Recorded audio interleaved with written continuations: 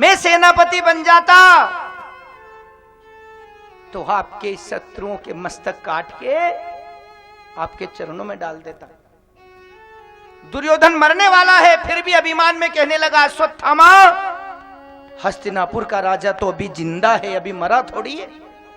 अपनी जांग में से खून निकाला और दुर्योधन ने अश्वत्थामा के माथे पे तिलक लगा दिया, जाओ आज से तुम मेरे सेनापति।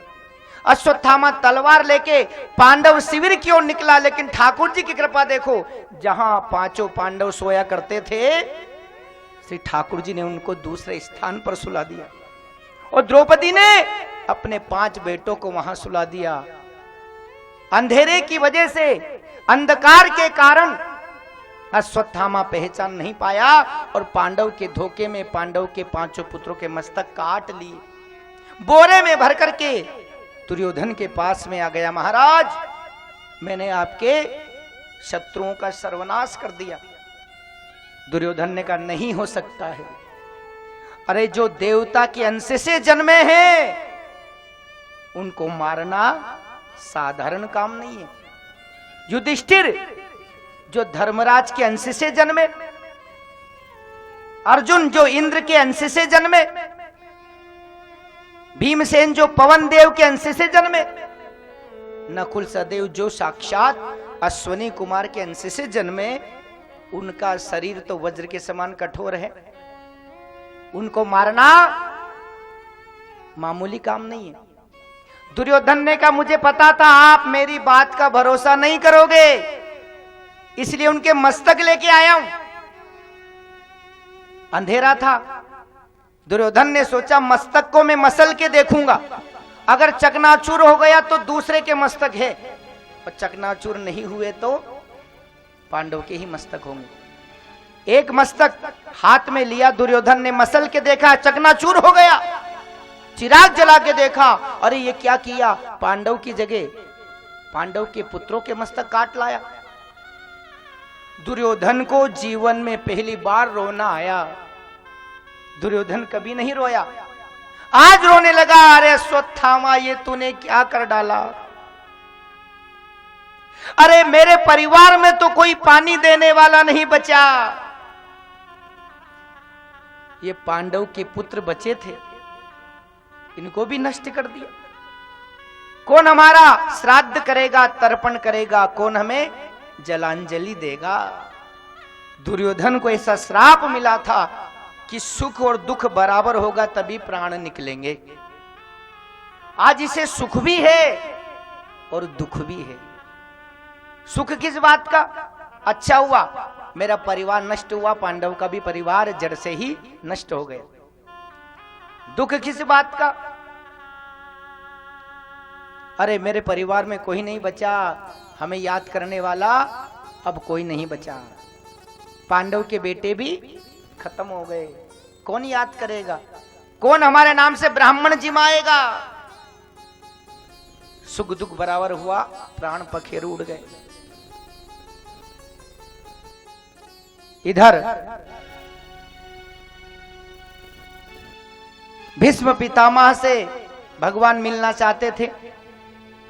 एक दिन ठाकुर जी अपने कक्ष में बैठे बैठे भीष्म पितामह का ध्यान करने लगे। धर्मराज युधिष्ठिर मिलने आए, पूछा सारी दुनिया आपका ध्यान करती है, आप किसका ध्यान कर रहे हो। कहा मेरे भगत मेरा ध्यान करते हैं, मैं अपने भक्तों का ध्यान करता हूं। धर्मराज युधिष्ठिर ने पूछा वो सौभाग्यशाली भगत कौन है जिसका आप ध्यान कर रहे हो। वो कौन ऐसा किस्मत वाला है जिसका आप ध्यान कर रहे हो। कहा वो भीष्म पितामह है। धर्मराज ने कहा चलो हम भी मिल के आ जाएं, बहुत दिन हो गए। सज्जनों, आज पांचों पांडव को लेकर, द्रौपदी को लेकर के और ठाकुर जी युद्ध के मैदान में पधारे। सज्जनों,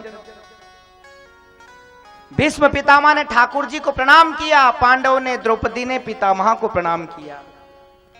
ठाकुर जी ने कहा धर्मराज जाओ, ये पितामह भीष्म राजनीति के प्रकांड पंडित है, कुछ ज्ञान ले लो। धर्मराज ने कहा कुछ ज्ञान की बातें बताइए। राजधर्म का ज्ञान दिया। युधिष्ठिर, जिस राजा के राज्य में जनता दुखी होती है वो नरक का अधिकारी होता है। जासु राज प्रिय प्रजा दुखारी, सो नृप अवश्य नरक अधिकारी। दूसरी बात धर्मराज, अपनी जान दे देना परंतु नारी की रक्षा जरूर करना। ये बात सुनते ही द्रौपदी हंसने लगी। भीष्म ने कहा मैं ज्ञान की बात बता रहा हूं, तुम हंस रही हो। द्रौपदी की आंखों में आंसू आ गए। द्रौपदी ने कहा याद करो उस दिन को जिस दिन भरी सभा में मेरी साड़ी खींची जा रही थी, मैं अबला की तरह गिड़गिड़ा रही थी, हाथ जोड़ के अरज कर रही थी, कोई बचा लो लाज, कोई बचा लो लाज।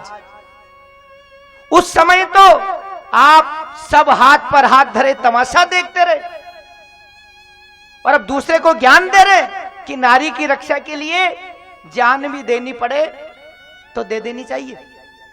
उस समय आपका ज्ञान कहां गया था? देखो, मैं खुद ही गलत काम करूं और आप लोगों से कहूं गलत काम नहीं करना चाहिए, आप मानोगे? नहीं। मान लिया जाए मैं खुद ही सिगरेट पीऊं और आपसे कहूं सिगरेट नहीं पीना चाहिए, आप क्या कहोगे? पहले आप तो छोड़ो फिर हमें ज्ञान देना। द्रौपदी ने कहा खुद ज्ञान का अमल नहीं करते, दूसरे को ज्ञान दे रहे हो। और ये बात रामचरितमानस में भी लिखी हुई है।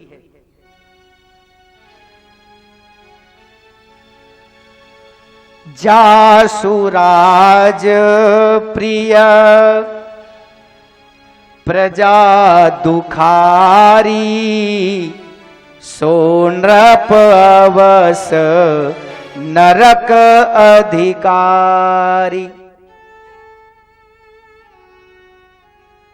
पर उपदेश कुशल बहु तेरे, पर उपदेश कुशल बहु तेरे, जिन आचरण थे नर न घनेरे, जिन आचरण जे नर न घनेरे।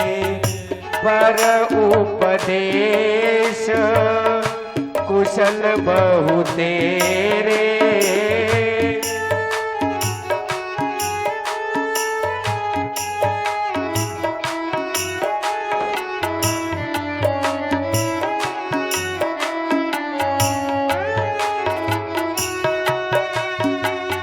पर उपदेश कुशल बहु तेरे,